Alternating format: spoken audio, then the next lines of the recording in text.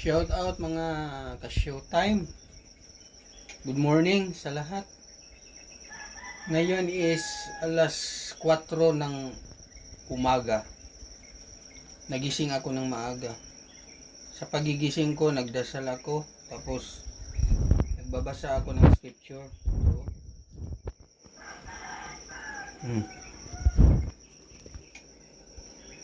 Ginagawa ko talaga ito kada morning kapag nagigising ako ng maaga. Itong pagbabasa ng The Book of Mormon, Another Testament of Jesus Christ ay nakakatulong sa dagdag kaalaman bahin kay Hesus Kristo.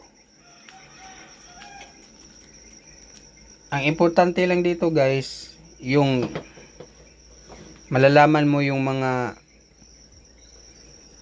teachings sa ating Panginoong Diyos, lalong-lalo na kay Hesus Kristo, na siya talaga ang tunay na Kristo na nagpapakamatay sa ating mga kasalanan dito sa kalibutan. Kaya dapat mag-learn tayo about sa mga pulong sa Diyos. Nung sa ganun ay yung ating pag-iisip ay laging iniisip natin siya. Kaya sinabi sa scriptures na think of Christ, talk about Christ, we preach of Christ, and we rejoice in Christ.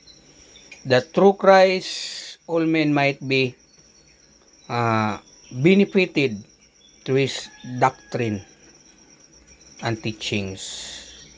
Pwede tayong magbago. Yung atonement ni Hesus Kristo ay may dalawang simbolisismo or level of understanding at change sa ating buhay. Yun ang tinatawag na justification and sanctification. Justification, you will be forgiven by your sins kapag ikaw ay sa Tagalog, nagbasol, nagrepent o nagsisisi sa iyong mga nagawang kasalanan. Sanctification is nagbago ka sa buhay mo.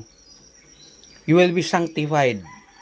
You will be changed with your pure heart and true repentance through the grace and mercy of the Lord Jesus Christ through His atonement.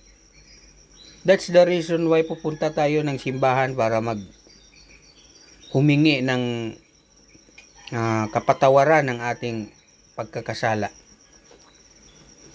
Pumunta tayo sa simbahan para you will become justified and sanctified. Para mapasaylo o mabag-o sa imong kinabuhi. Ganun lang yun, ang mga dalawang bagay na ating matututunan. Okay, hanggang sa muli mga kaibigan. Salamat. Good morning.